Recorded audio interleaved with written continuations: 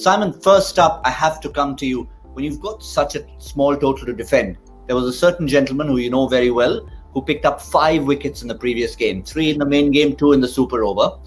Where was he in that power play? Long off, I think, and fine leg. I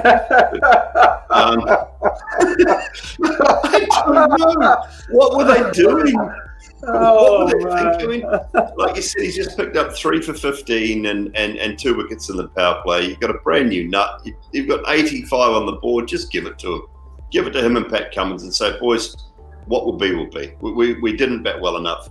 Just go for it. Try and knock some poles over and let's see if we can get back into this contest. But I don't know. I think he was at fine leg anyway, was he? I'm not sure.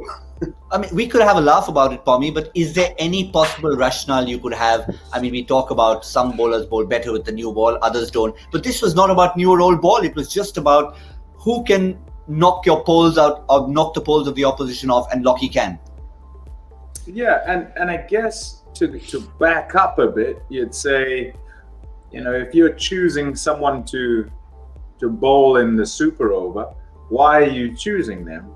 You know, and you choose your best bowlers to do that. That's undoubtedly what happens, right? That's what you do. So if that's the case, and then you turn up here and you have 84 on the board, and your best bowler doesn't bowl until after the power play, the game's done.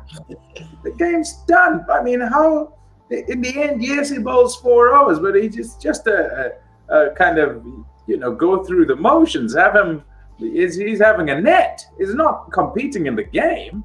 If he's bowling after everyone else, he's not competing in the game. You're not competing in the other game, in the game, or you're not giving yourself the best chance to win. Because if you're wanting to win, then your best guy bowls, right? That's.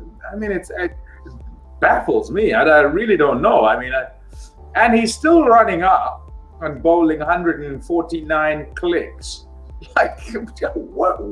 Why is he standing at mid-off or wherever Simon said he was? You know, like, come on.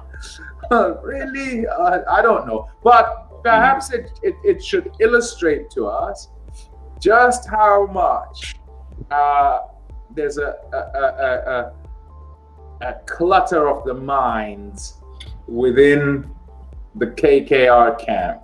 There's a searching of what will work, how it's supposed to work, and so forth. And yeah, things aren't working at all. Are we calling them the Kolkata Knight Riders?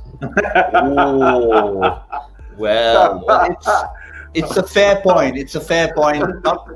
A few fans may not like that play of words, Simon, but I think if you're trying to make a point rather than just use a word for the sake of using a word, I think that will be our word of the day for the moment. Kolkata. Yeah. Kolkata. Good. I like it. But it's got to be. I mean, I think that all started with bat in hand. I mean, yes, this was an issue. You've got to give yourself every chance by bowling your best bowlers up front. But the real problem started with bat in hand. Those first few wickets. Yes, we've given lots of praise to Mohammad Siraj and the other Bangalore bowlers who bowled really well.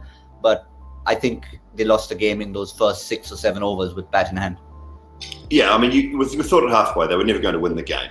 They never had enough runs on the board to win the game. So the bowlers, whatever they did, was never going to be good enough, you didn't think.